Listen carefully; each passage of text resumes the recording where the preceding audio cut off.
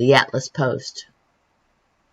The Small Business Administration and Treasury announced a new EZ and revised full forgiveness application for the Paycheck Protection Program. Our last video, we talked about how the PPP program was rapidly coming to, well, let's just say you need to file by June 30th. Who knows, they could change that in the future, but for right now, the deadline is June 30th for the PPP. Yes, to go ahead and file for it. Now, before we get started, hit the like button to give us a thumbs up and help us with the algorithms. Then subscribe for the latest updates. But today we're going to go ahead and tell you when you would need the EZ form versus the regular form. And we'll go ahead and give you the examples and actually go through examples so you can go ahead and see them. And we'll also give you a link for them at the end in the description below. In addition to revising the full forgiveness application, that SBA also published a new EZ version of the forgiveness application that applies to borrowers. The full forgiveness application was just updated yesterday, so it is fresh off the presses. And the EZ version applies to borrowers that, number one, are self-employed and have no employees, or two, did not reduce the salaries or wages of employees by more than 25%, and did not reduce the number of hours of their employees, or experience reductions in business activity as a result of health directives related to COVID-19, and did not reduce the salaries or wages of their employees by no more than 25%. So the EZ application requires fewer calculations and less documentation for eligible borrowers.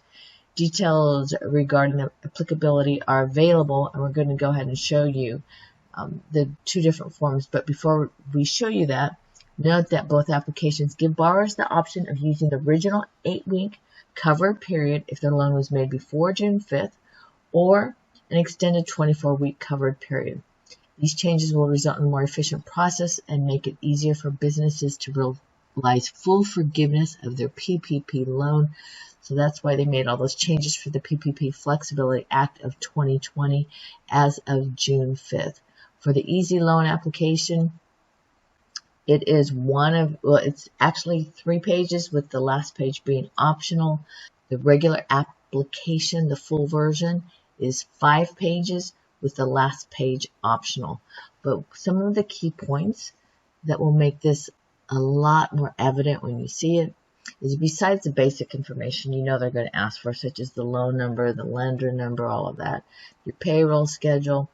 Okay, these are your calculations. There's 8 of them. That's it.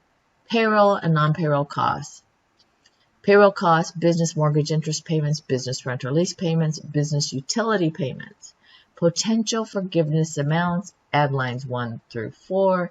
PPP loan amount, payroll cost, 60% requirement divided line 1 by 0.60. Then it shows you for the forgiveness amounts, enter the smallest of lines 5, 6, or 7. That's your forgiveness amounts. That's it. Okay? Can you believe that? That's it. Those are all the calculations you need to make. Then this next page for the loan forgiveness application form is, by signing below, you make the following representations and certifications on behalf of the borrower. And if you are the authorized representative, you certify all by initialing next to each of them. So basically, you're agreeing to the terms of what your PPP was. You're agreeing that what you said was accurate.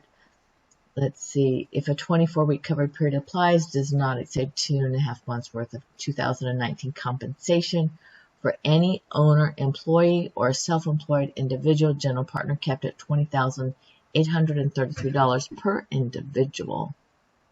So you just go ahead and fill that information out, information provided below. You're just checking off that you agreed to all of these, okay? And then here's the last page. This one is purely optional. This is the borrower demographic information. Yeah. It's for veteran, gender, race, ethnicity data, and it's voluntary.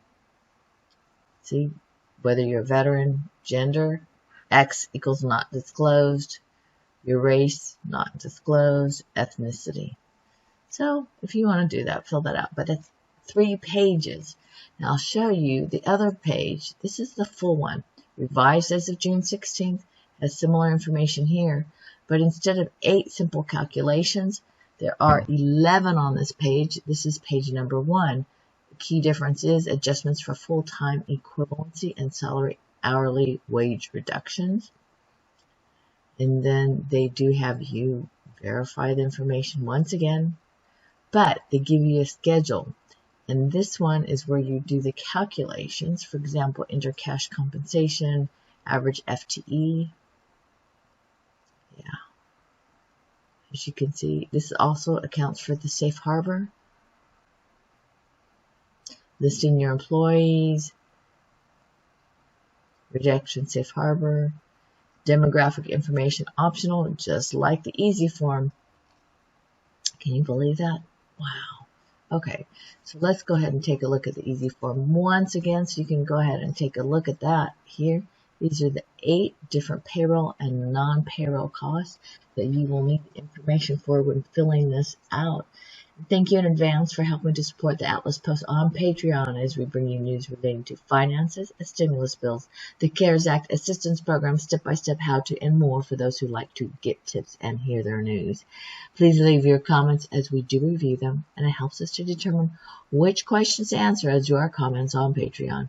If this has been helpful, share it with a friend. We would appreciate a thumbs up to help with the algorithms. Check out our playlist and subscribe for the latest updates.